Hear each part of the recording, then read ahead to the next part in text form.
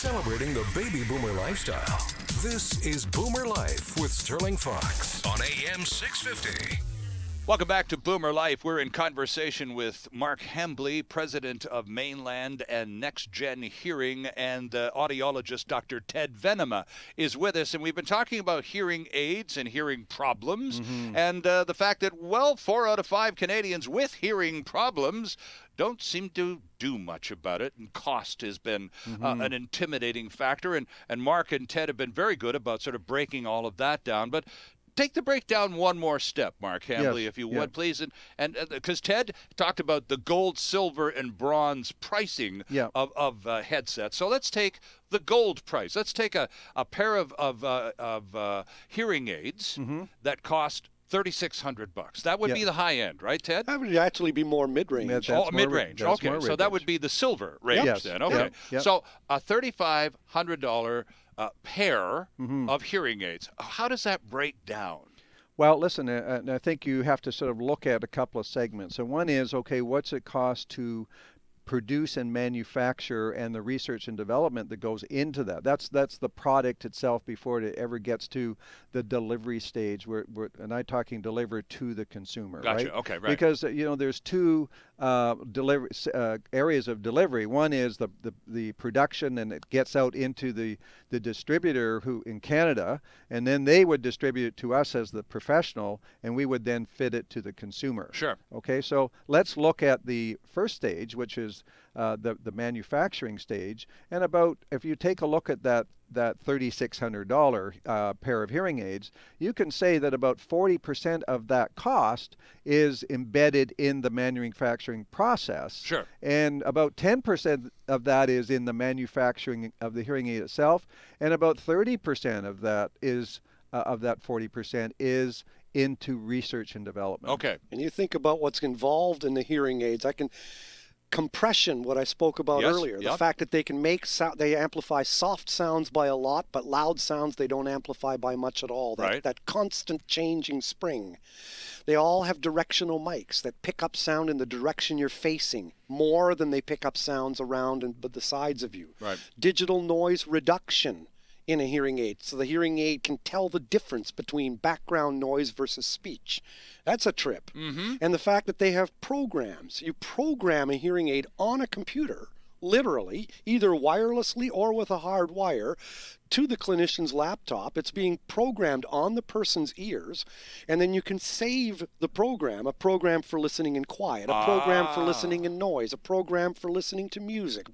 A hearing aid is literally like a computer on your ear. The hearing aids today are digital. We're literally sculpting and shaping the sound to match the slope of your hearing loss. Right. So if you hear good in the bass and worse in the treble, we give you less bass and more treble. We make it like a mirror image of what your hearing loss looks like. And this is also partly, Mark, why in the installation, pardon my civilian term, I don't know what the proper term is, but when you get your hearing aid, you don't just get it and, well, see ya. No, absolutely not. You've got to go back, because it is programmed, and you may need to fine-tune, tweak a little of this, and tune a little bit of that. Not only that, is how many visits typically would it take before you walk out and go, see ya? Anywhere from, let's say, 4 to 10 visits. Okay. The average is about 5 hours per client. Interesting. So you're spending that much time on the initial evaluation, and then obviously they come back for the fitting process, which takes another hour, usually an hour and 15 minutes, hour and a half for the initial evaluation, another hour for the fitting, and then the counseling. You come back routinely on a weekly basis or more frequently if necessary to have adjustments. There's physical adjustments you may need to an earpiece that goes in your ear. There is obviously, as Ted said earlier, a number of fine-tuning adjustments you have to make on the programming of the hearing aid to make sure that it fits properly. And that's based upon a lot of feedback we get from the patient or client when they come back to us.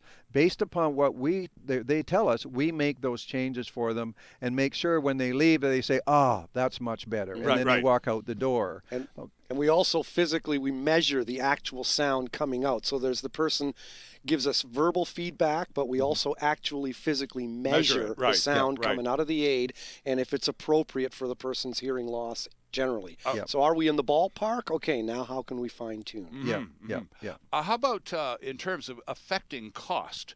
Because there are different types of hearing aids, the kinds that go in the ear, the kind that go behind the ear. Is one a type more or less expensive, Mark? Or no, that's not a determining no, factor it's not. usually? It's usually not. It's typically you find that the hearing aids come in varying styles, and usually you can pack all the electronic components into the various styles. There are some limitations for the completely in the ear. The very tiny hearing aids have less space that you can put these parts into. Sure. So you can be a bit limited, and oftentimes you're going to pay because it takes more cost from the lab point of view to produce those hearing aids. And also those types of hearing aids can often create more repair problems because they're deep in the ear. They're subject to wax, earwax. They're subject to moisture, acid in the skin, all of those sorts of things. So there can be breakdowns, that sort of thing. But typically style isn't a factor. It's more the features that are built into the hearing aid that really dictate the price of the hearing aid.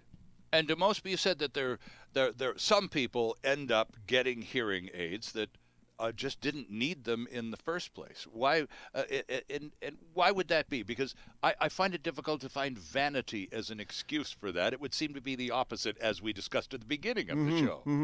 A hearing aid was, particularly 20 years ago, one of those big things. Yeah. Well, the deaf guy over there with the glasses and the big thing. Right.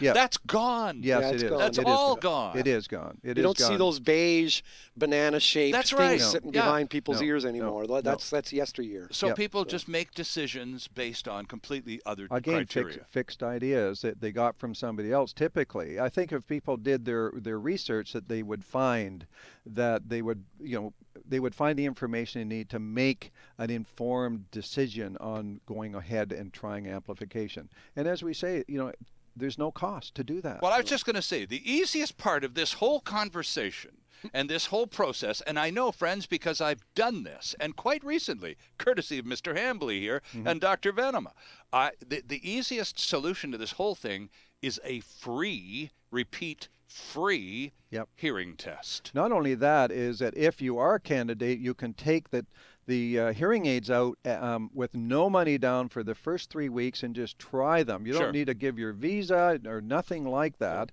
We don't ask for anything down, no security. We'll simply let you take the product out, wear it, and at the end of that 3-week period, if you're happy, you pay for it. But you know what? We still insist that you continue to try it for another 69 days for a total of 3 months. And if you're not fully satisfied at the end of that time period, you can bring them back and we'll give you a full refund. That's a heck of a deal. That's a tough one to get around, folks.